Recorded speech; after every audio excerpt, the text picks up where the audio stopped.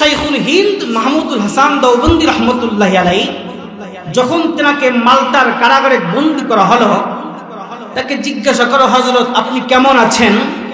মাহমুদুল হাসান দেওবন্দি রহমতুল্লাহি আলাইহি বললেন, আলহামদুলিল্লাহ বা মুসিবতে গ্রেফতারম না বা মাসিয়াতে।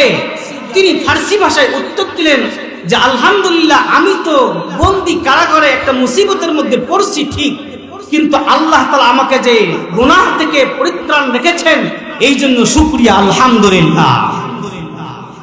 এরপরে তিনি একটা কথা বললেন যে আমার মাল্টার কারাবন্দির জীবনের গবেষণায় আমি একটা জিনিস পাইছি, সেটা হলো মুসলমানদের অধঃপতনের কারণ কি। মুসলমানদের অধঃপতনের কারণ কি? তিনি অধঃপতনের কারণ হিসেবে দুইটি জিনিসকে উল্লেখ করেন। এক নম্বর কারণ তিনি বলেন কোরআনকে ত্যাগ করা। বলেন, এক নম্বর কারণ কোরআনকে ত্যাগ করা।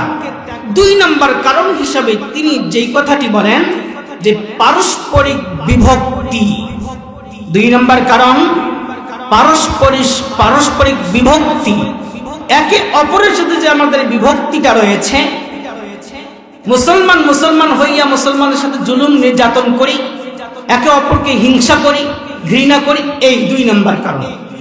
তিনি বলেন যদি কোনো মুসলমান পারস্পরিক বিভক্তি বাদ দিয়ে ঐক্য হতে পারে আর কোরআনকে ধরতে পারে, তাহলে এই মুসলমানের সফলতা তার দরজায় করা নাড়বে। বলেন সুবহানাল্লাহ।